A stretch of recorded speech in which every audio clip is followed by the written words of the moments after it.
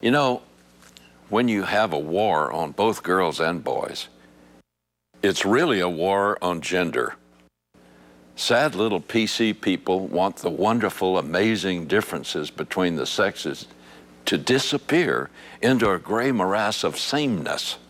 Today, our society is teaching young mothers to be on the lookout for signs that their little girls may be identifying as boys, or vice versa.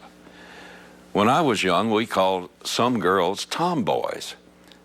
It wasn't an insult then, just a description of a girl who likes to play the games that boys play. Through the years, I've seen scores of tomboys grow into strong, magnificent women, proud to become wives and mothers, and proud of their gender. There may be some of you watching me now who, if you had been born 5 years ago instead of 50, 30, or even 10 years ago, might have had someone look at your early behavior and say, you identified with the opposite gender. On this program, I've told you about parents who have observed their 2-year-old's behavior and determined that their child identified with the opposite sex. Then they began the steps to physically change that child's sexuality to reflect that identity. Some by behavioral indoctrination, and others by actual physical alteration. Imagine a boy being dressed as a girl and treated as a girl from earliest memory. Talk about confused. Imagine a boy being given drug and hormone therapy before reaching puberty, artificially keeping him from ever developing into a man and giving him some female characteristics, but not really developing into a woman either. These kinds of shots and pills are not surgery in the sense of going under the knife. That doesn't come until much later. But the drugs can be knife-like. They can rip a child's life into shreds.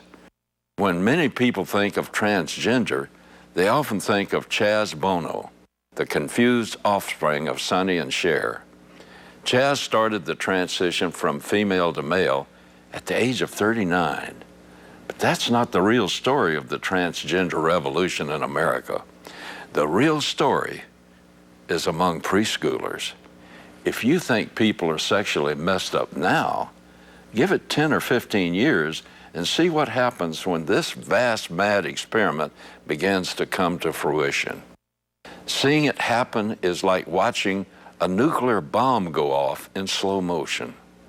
With Father's Day approaching, it's getting harder to find the Norman Rockwell image of the family. But take heart, Dad. You and Mom are still the greatest influence on your children's lives. You don't have to retreat. You don't even have to be afraid. But you do have to commit, not just love or money, but time. When I talk to people about their regrets later in life, it's almost universal that they say, I wished I had spent more time with my children as they grew up. Not more money on them, not even that I love them more, but more time with them. Ephesians chapter 6, verse 4 speaks to all dads everywhere. Fathers, do not provoke your children to anger, but bring them up in the discipline and the instruction of the Lord. Now that takes commitment in time, but even more fundamentally, in order to bring them up in the discipline and instruction of the Lord, you need to know the Lord for yourself.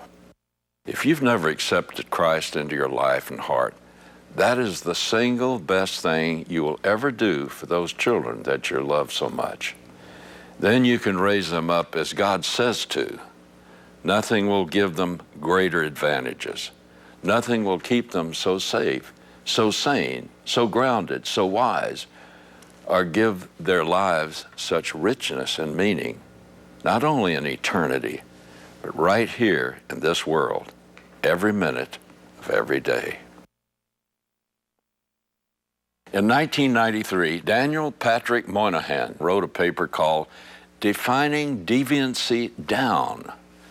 We remember him as the Democratic senator from New York and a member of the Kennedy, Johnson, Nixon, and Ford administrations. He was also a renowned sociologist. The concept of defining deviancy down works like this. As a higher percentage of people behave in ways once thought deviant, society redefines what it considers deviant, thus defining deviancy down. Even though the outside world might see every member of the cloister of nuns as saint-like, within that community, a certain percentage will be considered deviant from the norm. The outside world might see every member of a gang of criminals as deviant, but within that group, the gangsters themselves see approximately the same percentage of deviance as the cloister of nuns see in their group. If enough members of society begin to participate in a behavior previously considered deviant, it ceases to be called deviant. We've seen this in recent years with homosexuality and the use of marijuana. Even now, certain groups have been formed and exist for the purpose of making pedophilia and incest seem normal. At this very moment, those groups are working hard toward the goal of normalizing such perversions. If Moynihan was right, pedophiles will succeed in making their behavior acceptable to society. If pedophilia becomes widespread enough, and we know it's growing fast, the North American Man-Boy Love Association, usually shortened to NAMBLA, is working for the elimination of the age of consent laws that restrict sexual contact between adults and children. They don't see why someone else should tell them what's right and wrong.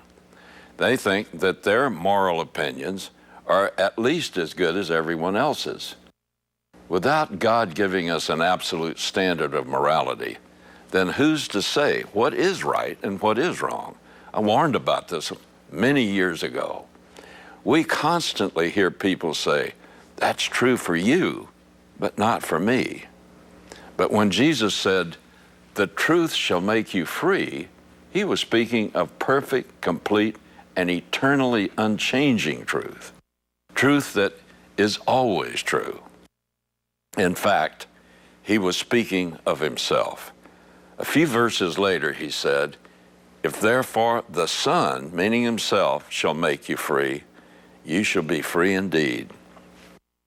In John chapter 14, verse 6, he said, "I am the truth." Hebrews chapter 13, verse 8 says, "Jesus Christ is the same yesterday, today, and forever." Without God, morality becomes nothing more than a matter of opinion, as malleable as any other fad or fashion.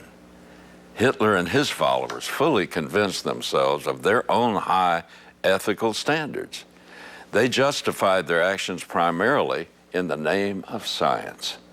Daniel Patrick Moynihan said, "Over the past generation, the amount of deviant behavior in American society has increased beyond the levels the community can afford to recognize.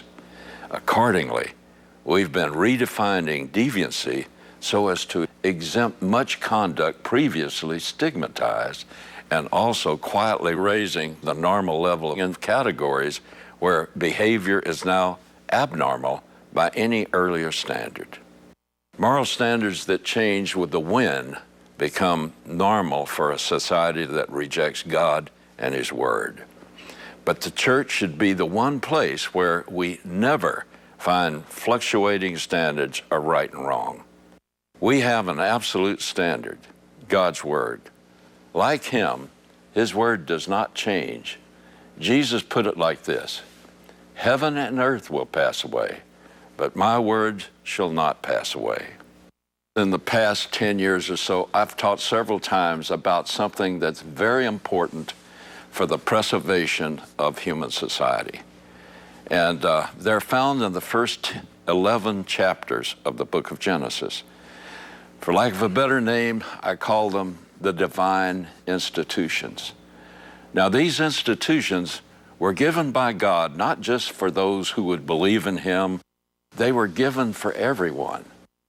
And you'll find that in the history of mankind, to the extent that they followed these 5 divine institutions, they were blessed and their society was stable.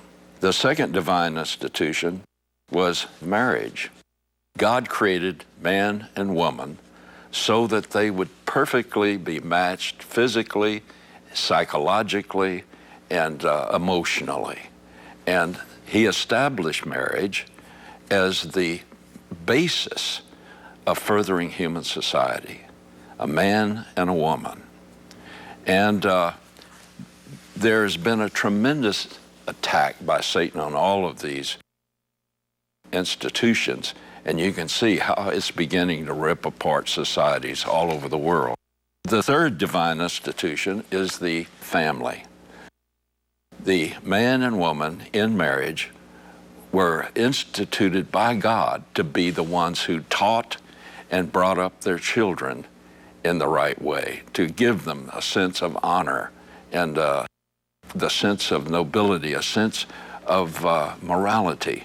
I believe that these divine institutions, as I say, were not given just for believers in Jesus Christ or the Bible, but they were given to help preserve man from disintegration into all kinds of things that come from rejecting God's order.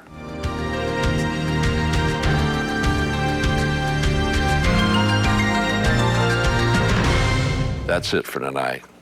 God bless you. And God willing, I'll see you next week.